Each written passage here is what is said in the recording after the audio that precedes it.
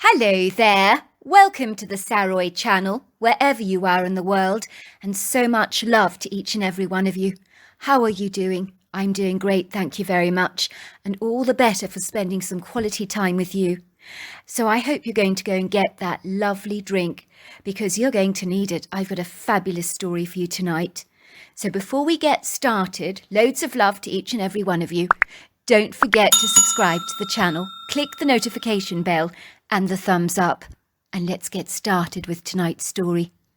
Dear Sarah and all your lovely listeners, the ambulance siren blared loudly, its sonorous shrill wah sound breaking the still tranquil silence with its unearthly ear-piercing tone on this early morning in North Carolina.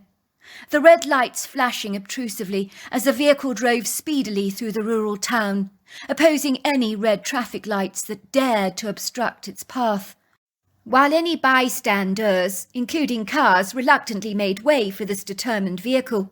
This was a small town, of which most people were well acquainted, knowing each other personally, or having rubbed shoulders with each other before. In this part of the world, ambulances were not commonplace, so the townsfolk began to ponder as to who it would be requiring the services of an emergency vehicle so early in the morning. It was exciting to see a flurry of unusual activity going on in a small town, but it was also exceedingly worrying and disturbing. Was someone hurt, or had one of the elderly residents succumbed to some kind of coronary arrest? It would seem that people cared in this part of the world, even about folk they didn't really know very well. They would shed tears for a perfect stranger down on his luck, and welcome a stranger passing through for lunch, as such was the warmth of their convivial southern hospitality. It was a beguiling, colourful spring morning, the quintessential time of year when the dogwood trees announce the emergence of spring, their graceful branches aflurry with pretty white blossoms. On this particular morning, when the locals should have been celebrating the end of winter, their attention was most certainly diverted and arrested to the disturbing shrill sound of this ambulance. Many began to talk among each other, from the baker's to the butcher's to the old sweet shop on 2nd Street, as people speculated as to what on earth had just happened. One thing was for certain, that information would spread like a rambunctious wildfire. Everyone would be informed faster than social media today as to why an ambulance had jetted through this small North American town so speedily. Who was the mystery resident being rapidly escorted to hospital? That was the question on everybody's mind. The ambulance skirted past fabulous undulating green countryside, meadows filled with grazing cows, a couple of young people riding horses, pretty silvery lakes, mountainous valleys, and rugged outcrops. Finally, the ambulance charged down a dirt road, through a cow gate, down a long drive, towards the pretty-looking farmhouse dappled in the first shades of the morning sun, where pretty shadows of light danced on the white walls. 2 very large oak trees framed its furthest side. In the distance you could see the shadowy purple haze of the Blue Ridge Mountains, while clusters of western red budwoods, tulips and red maple trees, large and small in size, were scattered over the verdant turf. A middle-aged woman whose golden blonde hair was set in curlers and was attired in her pyjamas with a fluffy pink gown wrapped around her middle, was waving the ambulance down frantically, her pale, youthful face wrinkled with railway track worry lines. I knew instinctively that this had to be the mother. You could always tell a mother, as her desperate pain was worn on her face like a dark, oppressive makeup. A traumatized mother was always frantic, despairing, helpless. She was throwing her arms around like a gestating octopus, pointing towards a cluster of trees. "Over there!" she cried. "It's my daughter! She's been mauled by a bear!" The woman's face looked frenzied. Her saddened eyes were rimmed by pink skin, while her long dark eyelashes glistened with silvery droplets, the quintessential telltale sign of tears, and lots of them. The ambulance glided smoothly and efficiently over the green turf, towards the clusters of red maple trees, all full of shimmering little crimson leaves. My partner parked while I raced out of the passenger door, armed with my medical supplies, to assess the situation in hand, while Michael, who was in the rear of the ambulance, with the stretcher in tow, bolted out of the door to join me. A father was kneeling beside his daughter, with a troubled, crushed expression upon his face, holding her hand, squeezing it tightly, trying to reassure her. "The ambulance is here, sweetheart. Everything is going to be just fine. Just you wait and see. You're in very good hands now." A young girl, possibly 15 years of age, was lying across the grass, her dark hair matted with blood, while her pale white face was covered in scratches, bite marks and bruises, while there was blood absolutely everywhere. Then lying only feet away from her was the dead body of a motionless black bear, which I assumed was shot and killed by her own father. "So did you see the bear attack your daughter, sir?" I asked. "I see that you killed the bear. You potentially saved her life. The bear could have possibly snapped her neck. She's very lucky to be alive." "No, I didn't see the attack. I found my daughter like this. I'm not sure when the attack actually happened. I don't even know who killed the bear." I was dumbfounded by this revelation. "Hello, sweetheart," I said to the girl. "What's your name?" "Diane," said the girl, her bright blue eyes registering fear. "Good girl. Do you hurt anywhere?" I began to check her vitals.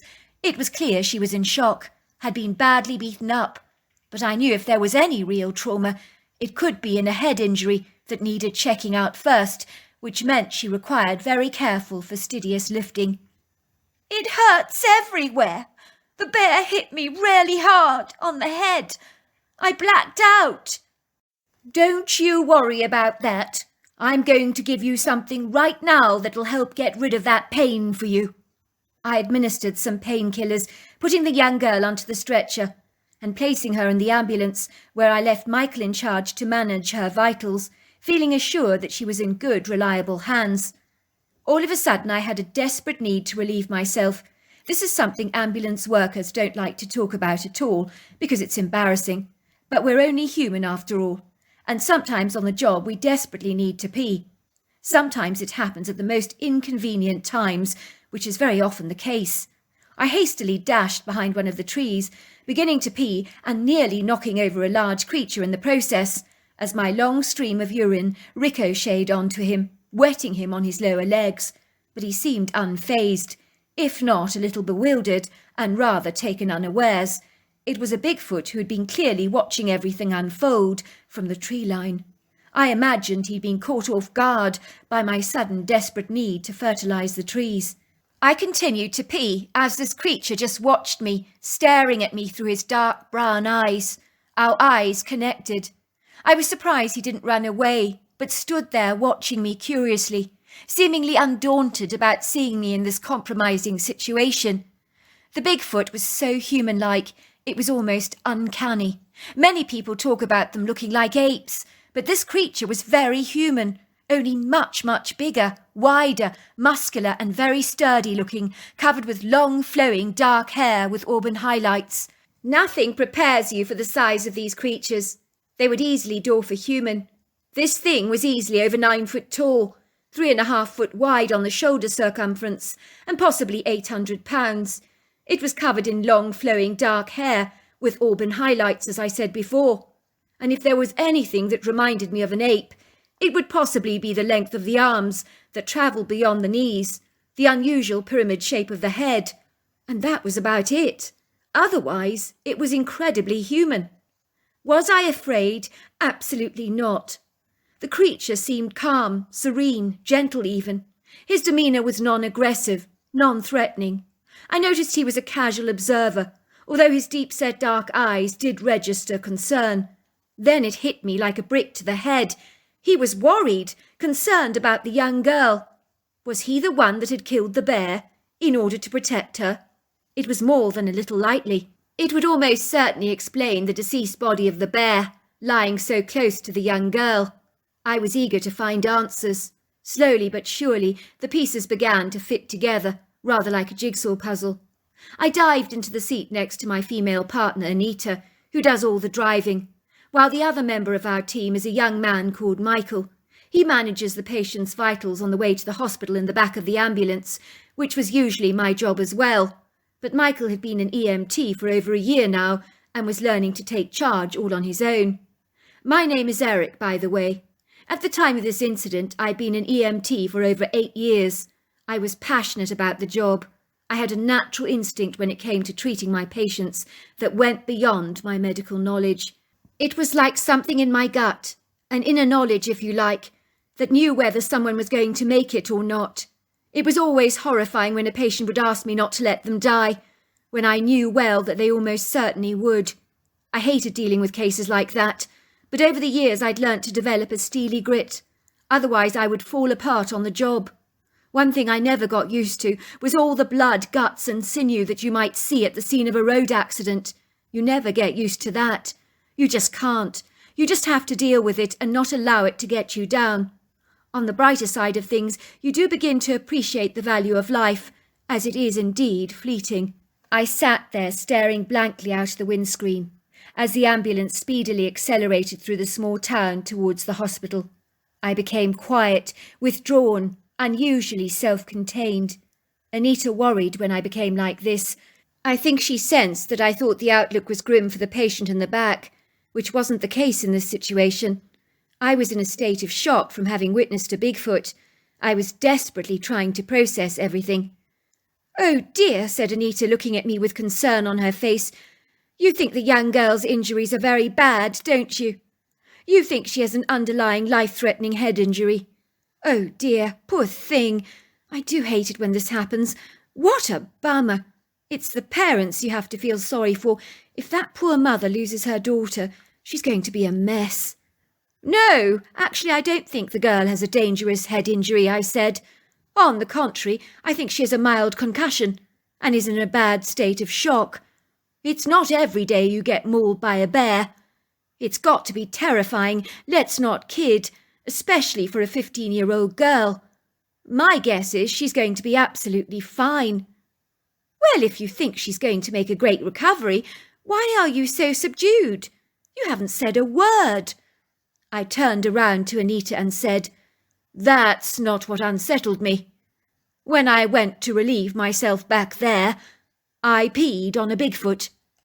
Anita almost stalled the ambulance. "A Bigfoot? You saw a Bigfoot? Are you kidding? You almost peed on a Bigfoot? That's crazy." "I'll tell you all about it later, but yes, I saw a Bigfoot." After the young girl was settled in a hospital bed and was doing remarkably well, with no serious injuries to speak of, I decided to pay her a visit. I brought her a large box of chocolates as a gift, something I'm not always inclined to do, or it would bankrupt me, but on this occasion it was very different. The young girl was sitting up in bed. She looked quite different, with the blood cleaned off her face, like a normal, healthy, pretty 15-year-old girl, only you could see the scratches on her face and her neck, along with some nasty-looking bite marks. "Hello there," I said. "I'm Eric. Do you remember me?" "I think so," said the girl. "Didn't you help me in the ambulance?" "That's right," I said, "and my friend Michael accompanied you to the hospital. Do you remember?" "Yes, I do," said the young girl. She gestured for me to sit down. I obliged and pulled up a seat next to the side of her bed. "How's it going?" I asked. "It's kind of lonely in here. I only get to see Mum and Dad during visiting hours. The doctors say I have a mild concussion, but they want me to stay in hospital for a few more days, just to keep an eye on me." "That's a bummer," I said. "I bet you're eager to get home. How are you feeling? Any better?" "Well, it does kind of hurt everywhere. I mean, I am covered in bruises. That bear really throttled me. The doctors say I'm lucky to be alive." "Do you remember what happened?" I asked the girl. She nodded. "I wish I didn't, but I do. It happened so quickly, though." "I saw the Bigfoot," I told her. The girl looked up at me in astonishment. "You saw it?" she gasped. "Yes, I think the Bigfoot was watching you from the trees. He looked very concerned about you. What actually happened? Do you remember?" "I haven't told anybody about the Bigfoot. I was afraid no one would believe me. I promise you, if I started talking about it to my parents, they would definitely think I had a terminal head injury. So I'm keeping this zipped," she said, making a dash sign across her lips with her fingers. "Probably a good idea. I certainly shall not be telling anyone about this either. I would hardly want to put my job in jeopardy, as the doctors might think I'm certifiable and belong in a nut house, I said, making a facial impression of a lunatic. The girl burst out laughing. You're funny. Your impression of a lunatic is brilliant.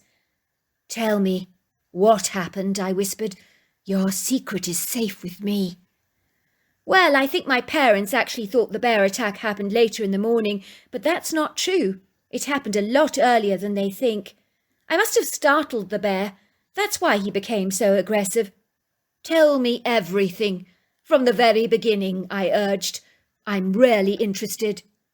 Well, I woke up in the early morning hours, after experiencing the most god-awful nightmare. It felt so real.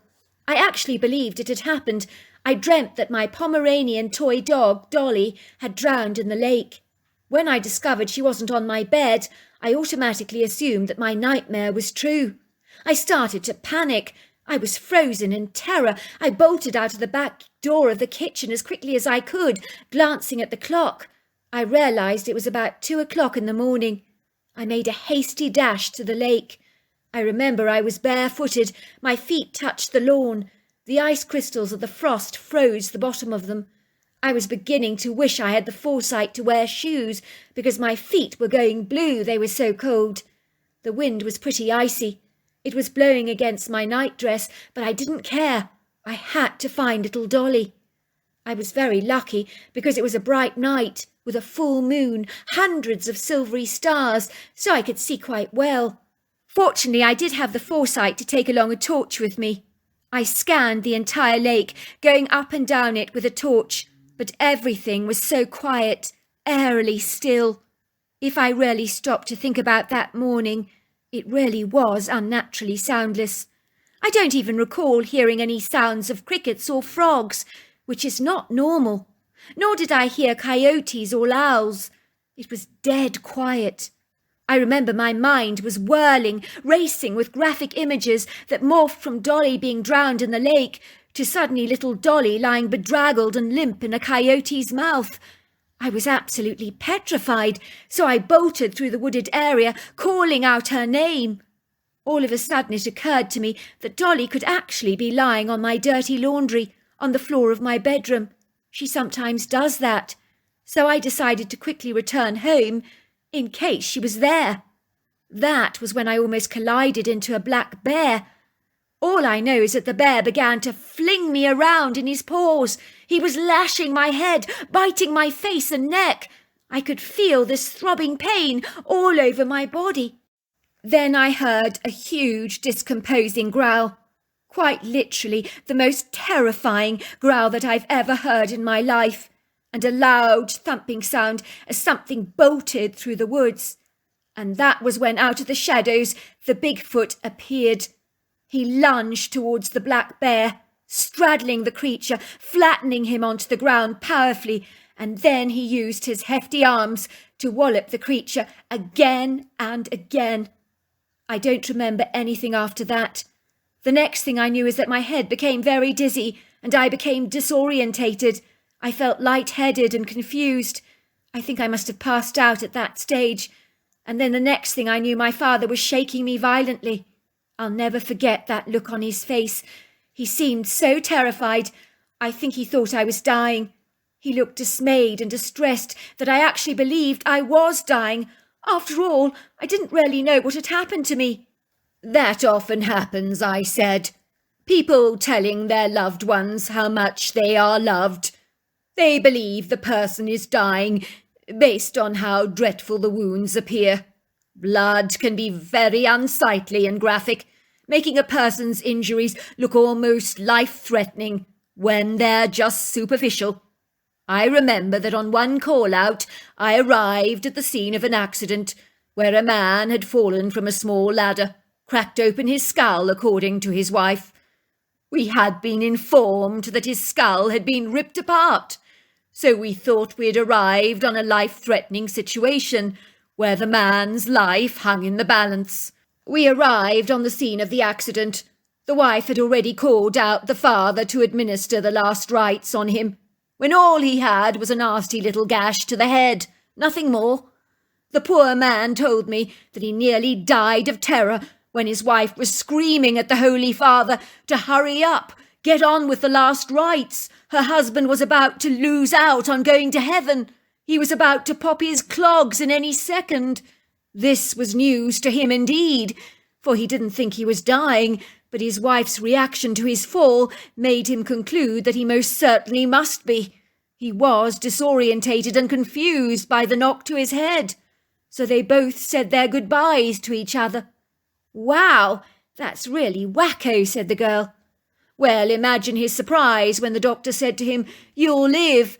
You just have a small laceration on your head, that's all.' He told me afterwards he felt he'd won the lottery when he realised that he wasn't going to die." "So did I look bad like he did when you arrived on the scene?" she asked me. "You didn't look good. You were covered in lots of blood, but I knew better than to imagine the worst. And when I examined you, I thought you were going to be fine. Speaking of which, did you actually find little Dolly? My mother told me that Dolly was lying fast asleep on my washing, so I had gone out in the middle of the night or the early hours of the morning, searching for no reason at all. It was that terrifying dream. It was so startlingly real." "Well, I've had dreams like that too," I reflected. "It's like you can't distinguish between reality and fiction. You wonder if something happened or not. I remember dreaming my sister had given birth to a baby boy once, and I phoned her to congratulate her. And the baby hadn't even been born yet." "That's funny. Was it a boy?" "Indeed it was." "Well, that dream of mine," she said, "it was dead real. You don't think it was a premonition about Dolly?" she asked me suddenly. "No, it was just a dream." "I can't believe that Bigfoot rescued me," she said. "He saved my life. I remember him when I was a little girl. He'd push me on my swing set sometimes." At that revelation, I was astonished. "That's right," said the girl. "When I was little, he was always watching over me. I'd see him quite regularly in the tree line. I would wave at him. I told my mother about the bear man, because that's what I thought he was at the time, but she just thought I had an imaginary friend. So imagine my surprise when I saw him again after all these years. I would recognise him anywhere." "Well, maybe he was always watching over you, without you even knowing," I suggested. "I think you're right," she said. "He must have been." I still work as an EMT, loving my job, but this was a story I could never forget. So there you are. That's my story. What a fabulous story. Until next time, goodbye and good night.